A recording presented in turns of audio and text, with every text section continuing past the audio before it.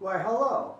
My name is Cory Bredow, and I'm going to show you how to properly set up a drum set and also show you a little bit about my stage.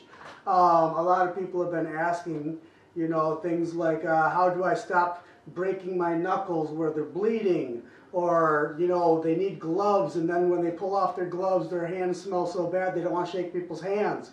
I used to sit there and have all of these problems, including the calluses where your hand is just falling apart from playing. You don't have to be like that. When you get done playing drums, it should just be as if you just did anything else. You should not be hard on you, it should not wear on you, it should not be strenuous. Most of my shows are 4 hours, and for a drummer to play for 4 hours, you have to conserve your energy. A very good drummer is one that is very efficient with what he's doing when he's doing it, making it as simplistic as possible and expending as little energy as possible.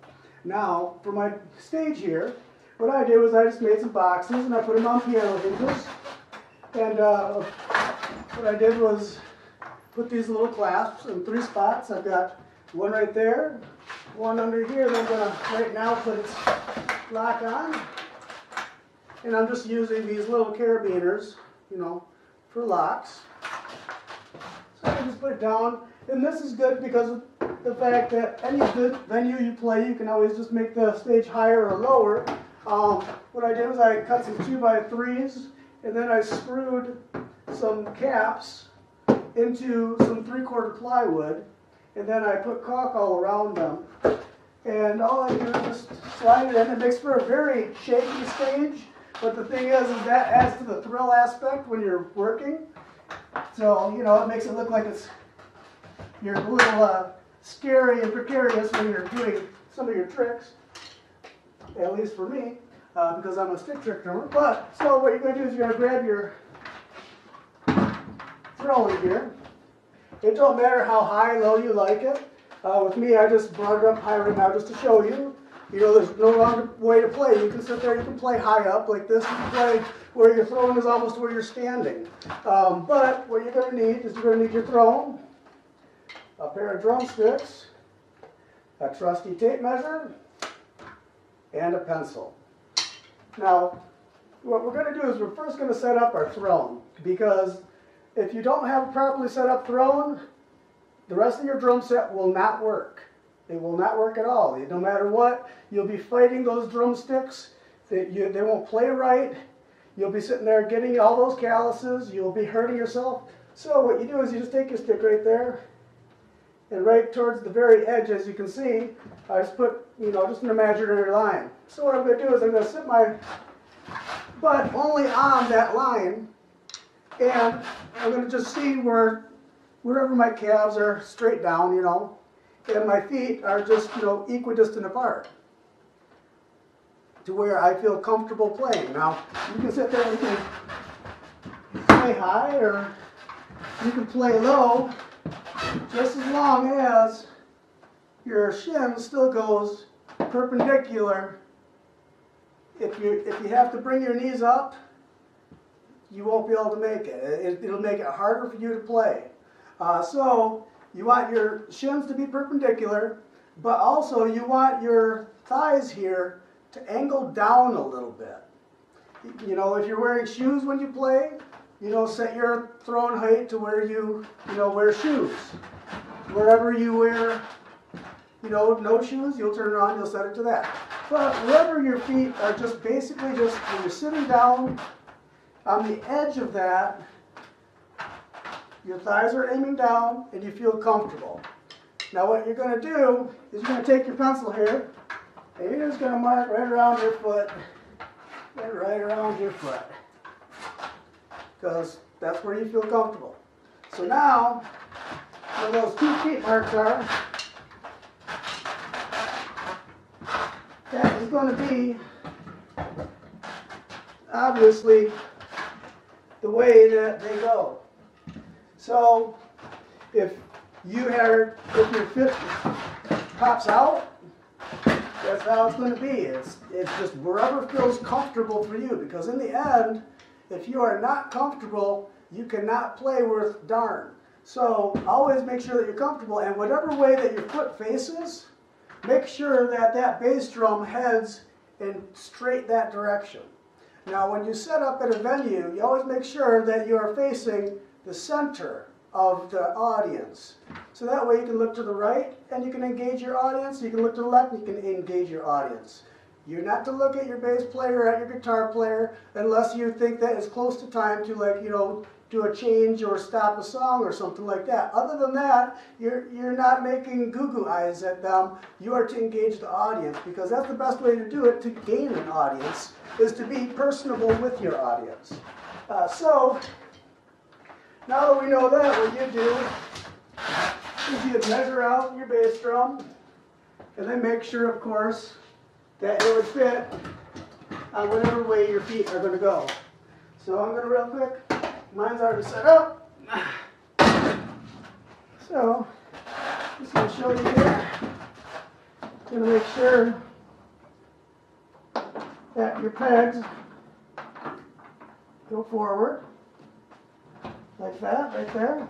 And see, with me, on mine, I made it easy. I took some shower curtain holes, and now that foot goes right inside that hole. Now that bass drum is never going to fall off that stage. And I can build the stage to custom fit my drum set, and also every time I set up my drum set, it will always 100% of the time be set the same way, because of the fact that I do these little cheater things like making that, where the bass drum just naturally, that's as far as you can go. Now I do have a lot of wires, as you can see on my bass drums. Number one, I've got, as you can see, a fogger in there, and there's also LEDs. So needless to say, it's a very heavy bass drum. I drilled holes all in it. That's what every person who pays thousands of dollars loves to do with their bass drums, right? So we're going to go ahead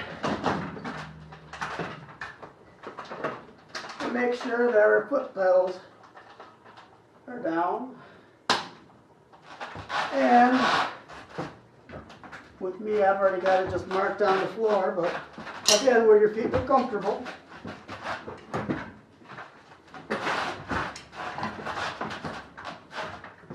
And so there's your start. Now, what you're going to do is this.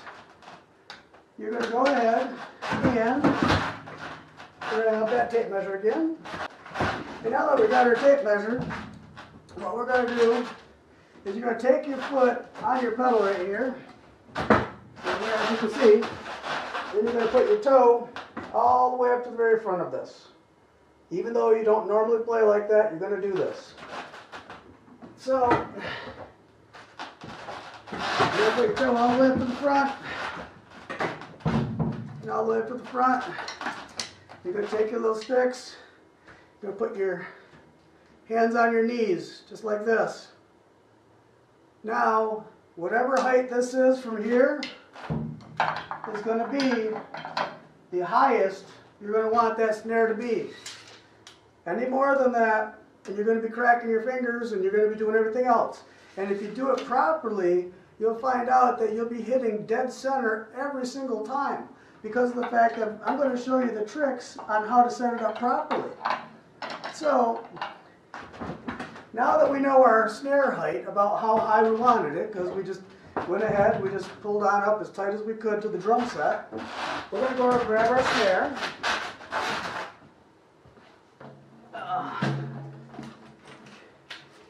So, we have our trusty stand, of course. Everyone knows what these are. And our snare. Mine, of course, I drilled holes in it because I've got wires, I've got lights, I've got what's show in a box. But what you're going to do is you're going to make sure that this little angle right here is going forward. So that pushes your snare close to your toms. And you're going to want to make sure that this leg right here goes about the center between your foot pedals. So that way you don't accidentally step on it. There is no accidents where you thought that it was the pedal, because of the fact that it's going to be in the middle between both pedals. So you can't touch it, you can't access it, and you won't bump it by accident. So now that we put that in, we're going to go ahead and set our snare. Usually with me, I like to have my throw off between my thighs right here. Actually, towards the front will work for today. And so you try to get it so it's nice and close, and of course your foot pedals, when you sit at it, comfortable. Your foot is going the same way as your bass drum, and this foot is going the same way as this chain pedal. And if you didn't use a double pedal, that'd be your hi-hat pedal or whatnot. A lot of times with the hi-hat though, I like to have it a little farther out, just so that way you're not overshadowing the snare. Now what it is though is when you're sitting down, when both of your legs are where they should be, this snare, when you're sitting straight up, both fingers should touch the center of that snare. Not over here, not up here, not down there, not over here, but when you're sitting straight up and your feet are comfortably where they should be, you should be able to just hold your fingers right there, and that's the dead center of your snare, with those toes being all the way up on those toe picks for both feet. So now what we're going to do is there's only 3 positions that we ever use in drumming, which is straight up, like I am right now, arm forward, or arm bend forward. And then, of course, our rotation of turn. So, as I'm sitting right here straight up, when I put my hands, so I'm going to go back to my playing position. My playing position, of course, is farther back. What you usually do is you'll take your foot and your toe will be right about here at the fat part of the foot pedal. You don't want to play any farther up than that, because what it is a little bit of movement will make this go a longer ways. So by choking back like this on this pedal to right about here, you're going to have a lot better and quicker and faster double bass.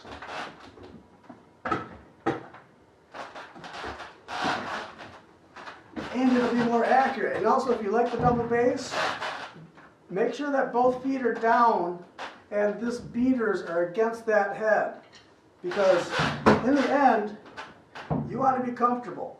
So now that we have right here where I'm scooting forward, where my shins are straight up, both of the bass beaters are on the drum head, and of course I can sit up and touch the center. So now what I'm going to do is I'm going to grab my stick with just one stick, and I'm just going to go like this. Just like this. So, you see where this angle is? Whatever feels comfortable for me is where I want it to be. Now again, I'm a stick trick drummer, so I've got everything that it's pulled a little this way and this way to make it look bigger than what it is. So, I have my snare drum again recessed farther down from my leg than it would normally be. You know, my normal stick height, you'd want to be maybe a drumstick above your rim. So that way, if you did want to slap the rim, you just push down a little bit, and then you can get that rim slap. Or you just play normal, where when your hand is hitting your knee, it will never hit that rim ever, because of the fact that it's going to hit your knee. So you'll never break a finger again on a rim.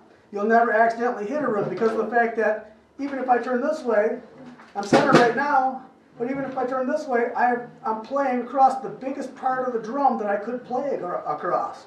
So even if I play a little over here or a little over here, I'm still not hitting that rim. And all I'm doing is just sitting straight up, comfortably.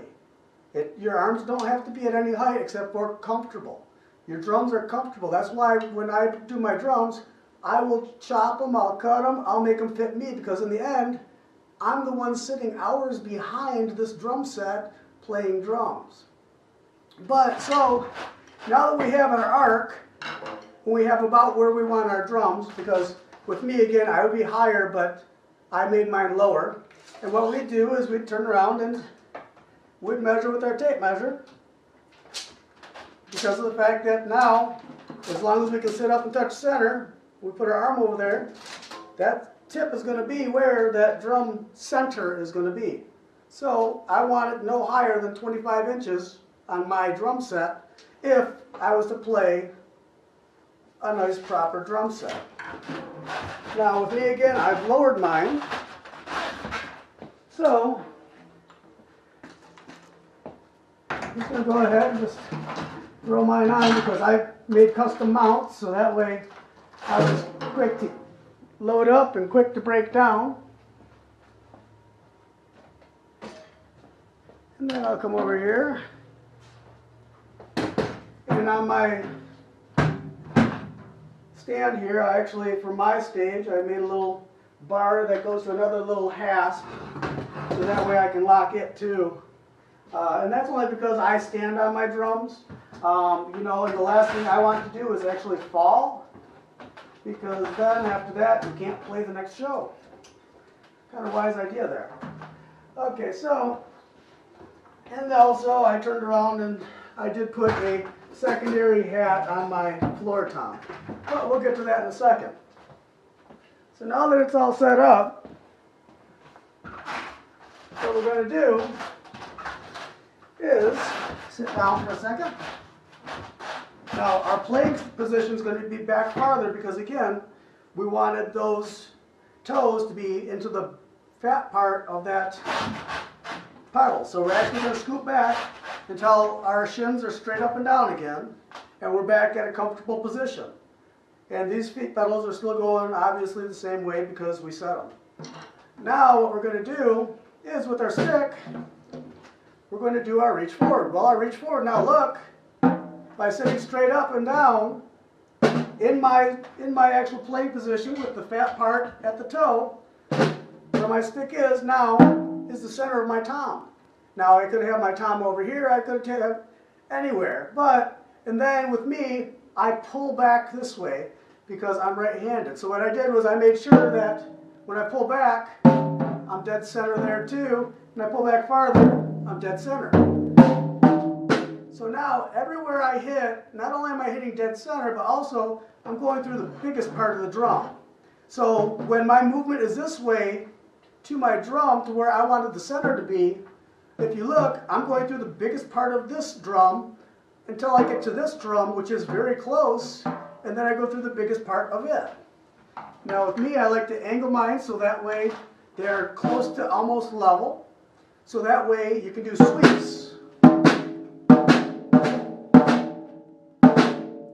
Get 2 hits just by doing just 1 hit. And what's going to happen is your rebound is going to turn around and bounce that stick back up, back for the next hit. So you don't have to do any real work. All you're doing is you're just kind of just dragging your hand, and it just naturally just bouncing, and boom, boom, boom, boom, boom. You're a great drummer. You know, so it's not really that hard. So now that we had the sitting in, straight up in the center, and then we had our forward, we had their, what was the bend forward. So this bend forward with our feet at the playing position now is going to be where we're going to want, see this, the center of our bells. So this one, of course, I pulled back a little bit, so this one is pulled back, and of course, being a stick trick drummer, I tried to elongate it. So now that we know about where our bells should be, we're going to turn around, and we're going to want to, again, make it to where we're standing straight up. It's just to lean forward to get to that bell. And you want to pull everything as close as you can. See, now with me, I've got these 2 close and these 2 close. So that way I can come back and forth between here or back and forth between here. But also, if you notice, because of the fact that I put everything center, I can go like this right here and hit 1, 2, 3, 4. And I didn't run my hands back and forth. I just move my wrists. That's it. Just move my wrist. And And no matter what, even if I hit over here, I'm still hitting the drum because I'm going through the major part of the drum, major part of the drum, major part of the drum. So no matter where I hit, I made it so that way whenever this arm goes this way, naturally feeling good, not reaching, not stretching, not bending, just naturally going like this, center, center, center, center, center, center. All of your drums should be center, like this. So all you do is you're just moving your hand, just nice and easy. And what's going to happen is you're going to find out that you can go a lot faster, and you can hit this edge, and you can hit this edge, but you'll still have that same hit instead of hitting that rim. With me, I put a cowbell right here because of the fact that I like to go like that. And of course, here's my foot switch to the fog machine, and the fog will blow out these nice little smoke rings, which is cool because I make sure that all other vents are plugged except for that. So I'm going to go ahead and grab my cymbals here. And we got our first cymbal right there. We do put the felt on over top. We do put the washer over top and the nut. What that has to do is that's to stop it from bending and hitting anything. I made sure that I have some deflection, but not a ton. For the most part, you don't hit the cymbals that hard. With me also, I made a ride that turns around and removes so that way I can stand on this, for standing on the drums. And I also put a lock on it so that way I just set it down, turn, and it'll naturally lock in. Again, I made everything for as quick and easy as I could just because of the fact that I like to decorate, and you know, part of decorating is time. And the quicker you can set up your drum set is the quicker you can get done. So now for this hi-hat. Most people like to have it to where you have the bass drum right here and the hi-hat right there. You shouldn't do it like that. That's the wrong way to do it. The correct way, I'm going to borrow our skeleton's bass drum thing here. Okay. And we're going to remove the skeleton's poor little hammer because you don't need that no more. Okay, so most people put it so it's fed through somewhat like that, where it's sideways and they're straight across. You shouldn't do it like that because of the fact that if you do it like this, where this one is ahead of this one, you can see how they're ahead like that. If you do it where they're ahead, then what you can do is your heel will operate the bass drum, your toe can operate the hi-hat. So if you make it set up where you're staggered like this, you're going to find out that you can play a lot more things. And so for me,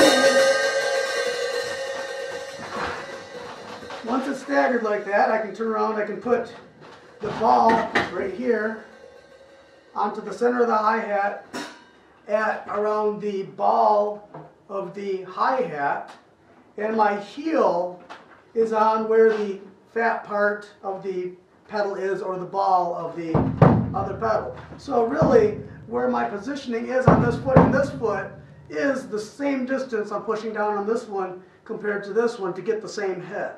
And the only thing is now I can also tap my foot.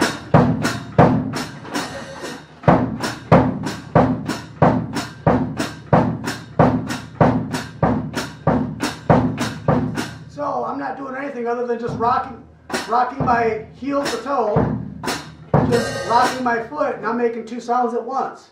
And that's again by doing no work. I'm not trying to stretch anything. All I'm doing is just tap my foot, tap my heel, tap my foot, tap my heel, tap my foot. And then, so now we're going to go ahead, we're going to set up our hi-hat. For our hi-hat, what you're going to want is the height of it when you're sitting down at your drum set, sitting straight up into your playing position.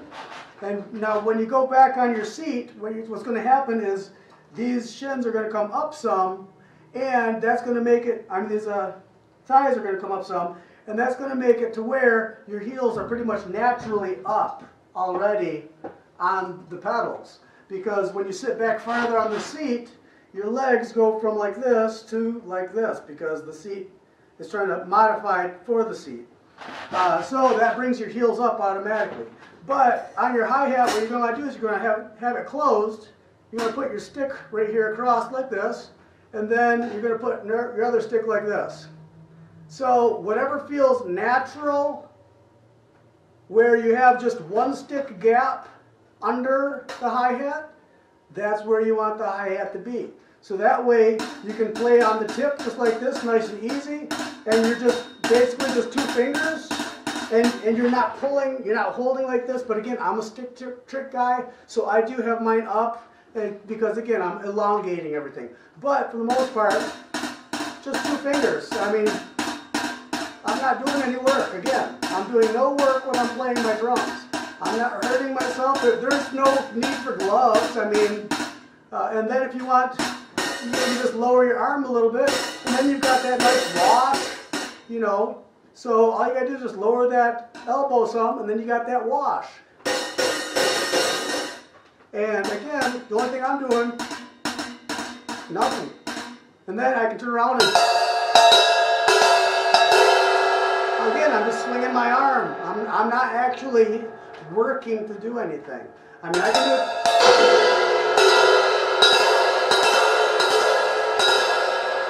Two fingers. I mean, there is no work. And that's the main thing about a good drummer, is you find out how to do as little as possible. So when I'm sitting straight up, I'm right on the center of that drum. And when I reach that arm forward, I'm at the center of that. And then if I bend forward a little bit, well, I'm at the edge to just before the center. So that way I can get that bell all the way back to the edge, to the center, to the edge, to the center, just like that. And you try not to have things overshadow each other. So that way you can move that arm and already have just those two hits just by moving your arm. It's not hard, just, you know, I mean, it's real easy to just move your hand and you get these hits. And then, same thing with your hi-hat now that you've got like that, where you're playing on those acorns and on the tips, instead of on the taper. When you're playing on the tips,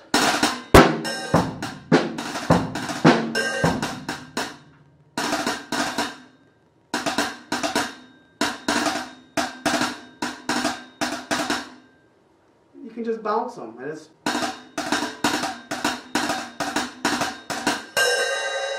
that's it.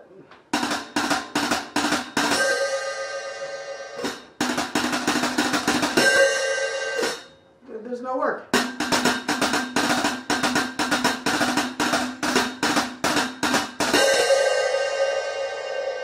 I don't need gloves. I'm not getting any calluses. I'm not wiped out at the end of the night. You know, and that's one thing that you gotta make sure, is that when you get done playing drums, you're not wiped out. Because, you know, there's a lot of times where I'll play those 4-hour shows, and then they'll say, can you play another set? Which makes a 5-hour show. Now, you know, we have the songs for it, we do it, we've done it before. But I would never be able to do it if it wasn't for playing like this. You know, everything's a nice light tap. You're not beating it. And at the same time also, you tune it to the room. So all of your tuning is going to be not hitting at the edge to tune. You hit in the center. You tune it around the edges just to get it somewhat close. But by hitting in the center, you can hear what the drum is actually sounding like. And then you just, one lug at a time, whatever lug you choose, just tighten it up or loosen it and hit it. And what's happening is you're making those frequencies that are making the noise cancellation. So by this being sharp and this being flat, now you're canceling two tones, instead of doing how everyone else does and trying to just make it as low as you can. Because again, you have to remember, a sound engineer and a drummer are two different things. A sound engineer goes through EQs and noise gates and thresholds and compressors and everything else, and I hate to tell you, but your drums are never going to sound like that. That's a fake artificial sound. No one uses real drums no more. And the thing is when you do real drums, they're tuned high. So that way you have that rebound and that bounce, so you can use 2 fingers. Because by the time I put that, it's automatically going. That's just 2 fingers. I'm not doing, there is no work. And by being able to do 2 fingers and having them tight and making sure that you made the noise cancellation to where they sound good enough, you have to remember, by that time, and you put that through a PA, that goes through also an EQ and other stuff, those drums are going to sound wonderful. And that's by not having everything in tune, because again, the room reverberates different sounds. And you know, sometimes what'll happen is your snare will buzz. Remember those times? And then what you do is you just detune it, and then your snare stops buzzing. Same thing with this. You know, you got to detune these lugs. Who cares if it bends the little hoop crooked? Understand something, it's a piece of metal. It's not anything that is going to hurt anything on the drum. I can twist it any which way, and all it's going to be is this lug is tighter, and then it's going to be later on metal. If you have them too loose, put a little drop of Loctite on them. You know, so that way you turn around and you adjust it. Or take some Teflon tape, put it on the threads. Or you can take some pipe compound and put it on the threads. All of those things are going to hold that lug in place if you have it too loose, so it don't walk out. But what it's going to do is that's going to help you cancel out a lot of your overtones that you want canceled without putting the duct tape and without putting the moon gel and all that other junk that goes on people's drum sets, like those circle things that get all connected in your drumsticks. You know, they do no good because of the fact that in the end, you're deadening that bounce, and that bounce is what is going to save you as a good drummer. Same thing with the proper positioning of everything, because of the fact that all I got to do is just lean forward, and the second I lean forward, I know I've got that cymbal, no matter what. I can go like this. All I got to do is just lean forward. I mean, I got that cymbal, I got all of them. And on that one, yeah, I did hit that, because again, mine's close because I'm a show drummer. Mine would normally be farther out, but still, I mean, that's dead center, you know? I mean, how accurate can that be with your eyes? You know, to be able to play like that, that means that you're naturally either sitting straight up or you just reach, and wherever you reach, you're hitting. I mean, it don't matter if I hit here, I'm dead between my legs. Just as long as I hit my knee, as long as my hand hits my knee, I got the center of that drum. As long as this hand hits that knee, I got the center of that drum. As long as I just reach forward without doing anything, wherever I put it, I've got, where it feels just natural, I got the center of that drum. I don't have to do any work. There is no work. And voila, there it is. Now we've got the perfect setup drum set with 1 finger spacing between many of the parts, to where we can swipe back and forth and get multiple hits. Now, although I showed you that yes, you can do it with 1 finger, you're going to do it with your normal grip. And that's because of the fact that you don't have the articulation, especially with hi-hat runs, in 1 finger to be able to turn around and get a good solid run with nice crisp hits. But if you enjoyed the videos, please subscribe to my YouTube channel, Stonehouse Band Flint. There you're going to find my drum videos where they will have my drum lessons. You will also find videos from Stonehouse, which is a host band for open mics. There we will have different musicians come in. They might not always know the same version of the song, but they are there to express musically how to improvise with their instrument without communication. And that is the main goal as a musician, is when you've learned how to trust your ear and you can play note for note those great records that you are enjoying to listen to, note for note, then after that you can explore your musical prowess and sit there and have fun with these songs. And then what that does is that allows those songs to not become old and boring. because of the fact that every time you play them, you're going to have a different lead, you're going to have a different run, you're going to have a different, many different things. And as a band, sometimes it's better like that because of the fact that you can feed off the audience as well. But if you don't like open mic stuff, I also have my professional band. We tour around Michigan, which is the Rhythm Knights, and we are a 5-piece band. We also do add a little bit of improv, but not that much.